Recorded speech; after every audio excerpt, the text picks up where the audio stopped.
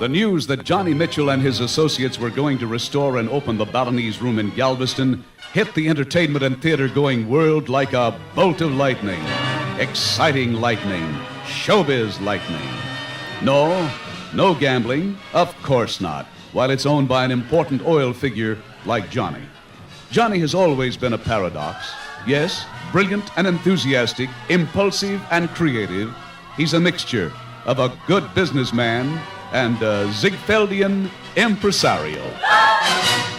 The word spread that if Johnny was going to open it, he would do it right. Just like the old days. The old days. The drive to Galveston. Wild thoughts about how you'd break the bank and send Maceo back to Barbary.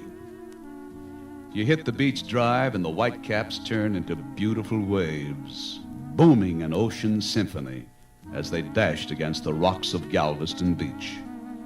The exhilarating feeling would mount as you approached the unadorned entrance to the Balinese Room. It heightened the promise of excitement within.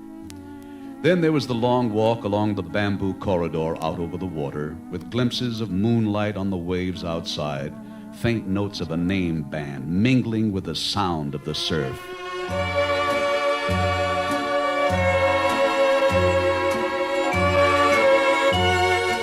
You always felt terribly important when you arrived at the pink porthole doors, because the doorman had received your name over the intercom by this time and always greeted you by name. It was probably the only place in the state where you could get any kind of drink you had ever heard of, from a Bloody Mary to a zombie with 6 kinds of rum. The cuisine was superb, the entertainment delightful, but short and sweet, so you could dance or go out on the deck and pretend you were on the prow of a liner, sailing to some faraway place. It was a pleasure, too, just to watch the beautiful people go by, because the Balinese was a dressy spot, and some of the most fashionable clothes in the world found their way there. And then there was the long, quiet drive home through a starry Galveston night, with a sleepy head on your shoulder, and maybe the two of you humming a little tune together, if you won. And if you lost, by tape measure, you were 2 miles apart in the front seat, neither speaking. Glum would be the word. Yes, the kaleidoscope of emotions created by the Balinese Room covered the gamut. And tonight, Johnny Mitchell touched a button and the lights and music and laughter burst into action. The huge beams of the Hollywood premiere floodlights cascaded into the heavens, beckoning the beautiful people who once again appeared. They appeared with their glamorous clothes, and the audience inside was star-studded. And once again, the excitement returned, even without the lure of the roulette wheel. You could bet that the only bet made was that Johnny would turn his glamorous opening night into a charity. And that he did. The heart of show business, the variety, the Galveston Variety Boys Club was the winner. The clock turned back 20 years. Phil Harris and Alice Faye were the honor guests seated at a table with Johnny and Eileen. John and Mary Elizabeth Meekum were at the next table with Earl Wilson. There was Art Linkletter and Edward Everett Horton, Monique Van Voren, and many. But there's the applause and spotlight for the opening of the show. The poet of the piano, Joe Reichman, appeared at the center mic and in his polished style introduced the master of ceremonies. There were the crackling introductions which preceded the star's appearance. Phil Harris and Alice were at the table dead center of the room closest to the stage. Instead of introducing Phil immediately, the voice at the microphone went into a nostalgic introduction to a memory flashback. The house lights, by this time, had gone to blackout, with the exception of a lavender pen spot over the honor table, which cast a dull pinkish glow on the table's center. The dramatic face of Phil Harris was bathed in the light just enough to reveal the deep character lines which were his trademark. Alice sat transfixed.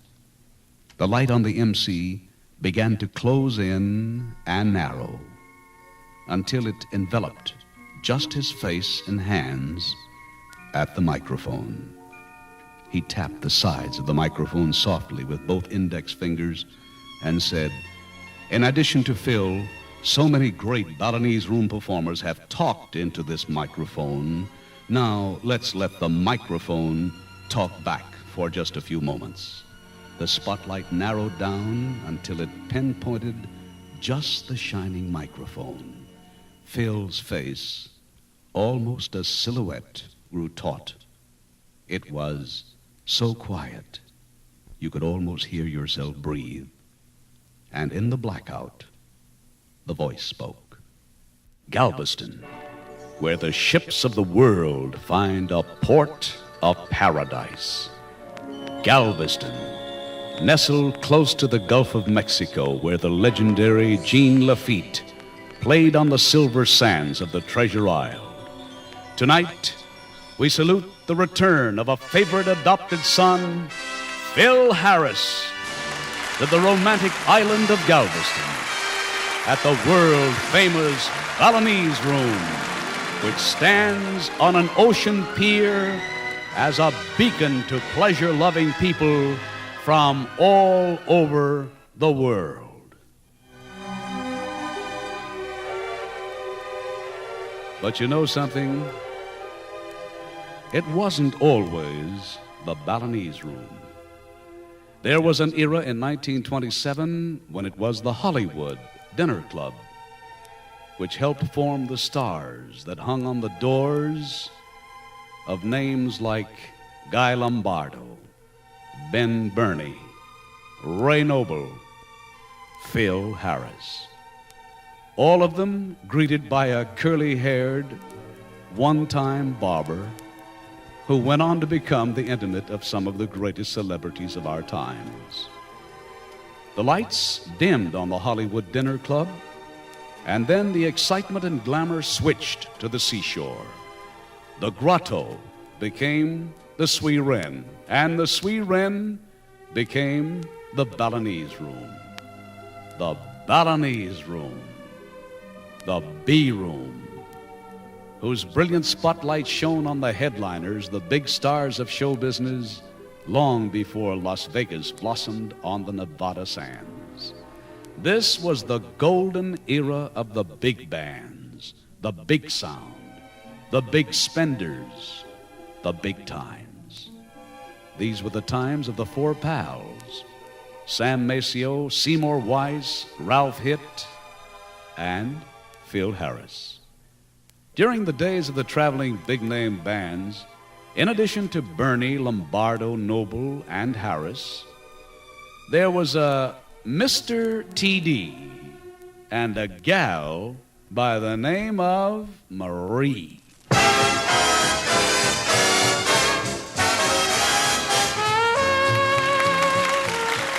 That sentimental gentleman of swing, Tommy Dorsey, brings back the memories of the times when Sophie Tucker, Mitzi Green, the Boswell sisters, and the lovable wild joker, Joey Lewis, played the Balinese.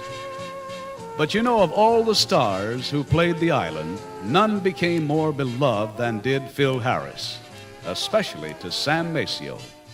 Then, in the entertainment heavens, Phil's star began to rise. That dynamic personality crashed through a sophisticated world with the velocity of a meteor. He taught the Yankees the language of the South. Won't you come with me to Alabama? Let's go see my dear old mammy. She's frying eggs and frogging hammy. That's what I like about the South. That's what I like about the South, and that's what Phil liked about the South. And that's what the South and the world liked about Phil.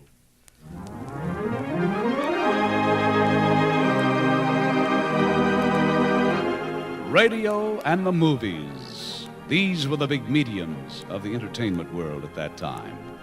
You remember Amos and Andy? They were mighty big on radio. And then, see if you can remember the theme of a skinny boo guy. Yes, sir, he'd wrinkle his brow, look out of those soulful eyes, and sing, "When the blue of the night meets the gold of the day, bo-bo-bo."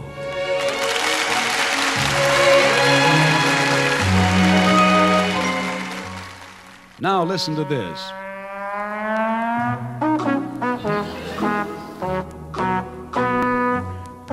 Yes, sir, that happens to be a bazooka. You remember Bob Burns? Yes, sir, Bob was the first Beverly Hillbilly. Now test your memory. Drink Fitz shampoo. Use Fitz shampoo. Well, you know, Phil used it, but not on his head.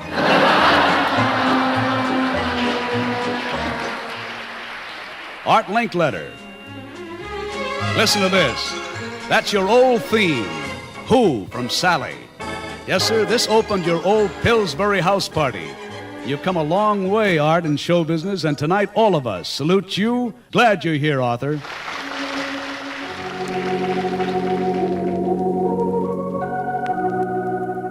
You remember the soap operas? Yes, sir. They furnished a crying towel with every radio. This was the original Peyton Place. Manhattan Merry-Go-Round. All of these big shows. Manhattan Merry-Go-Round. Yes, sir. Manhattan was headquarters for big-time radio. And the king of the big shows of that era was the Jack Benny Show, which brought laughter into the homes of millions of Americans. 6 o'clock, Sunday night, I'll guarantee you the world listened. Phil Harris was not only one of the best band leaders in the business, but his brand of humor made him a star on the Jell-O program. And from there, he went on to greater heights in the show business he loved. And then another love came into Phil's life, a beautiful blue-eyed blonde by the name of Alice Faye.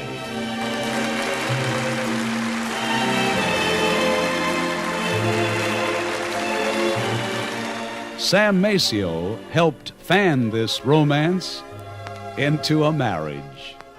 Yes, sir, right across the street from where we are tonight at the Galvez Hotel, Alice and Phil were married, and through the years weathered the storms of show business life. And they are here tonight sharing another big moment, still on a honeymoon.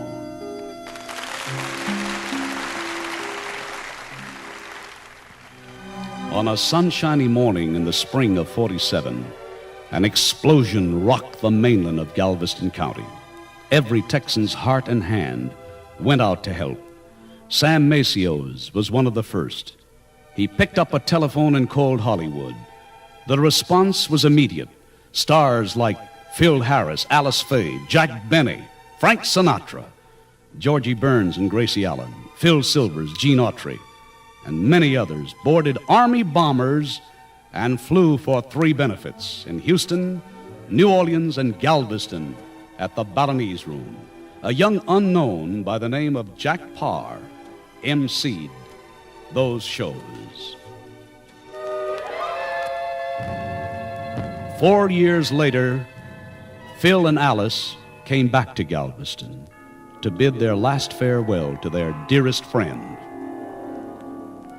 Years passed on. The island saw very little of Phil Harris after that, but he left a part of his heart on Treasure Isle.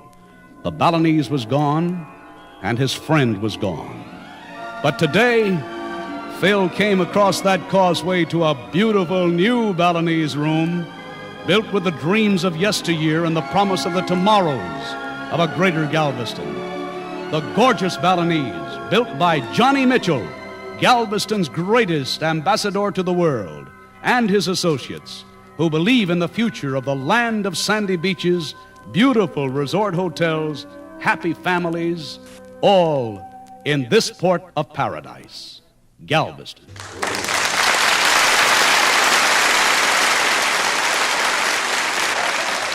The offset to Phil's memories for the loss of the big-hearted Italian, young boys who will be benefited with the Galveston Variety Boys Club, which you, Phil, and the great stars and the people here tonight are helping to build.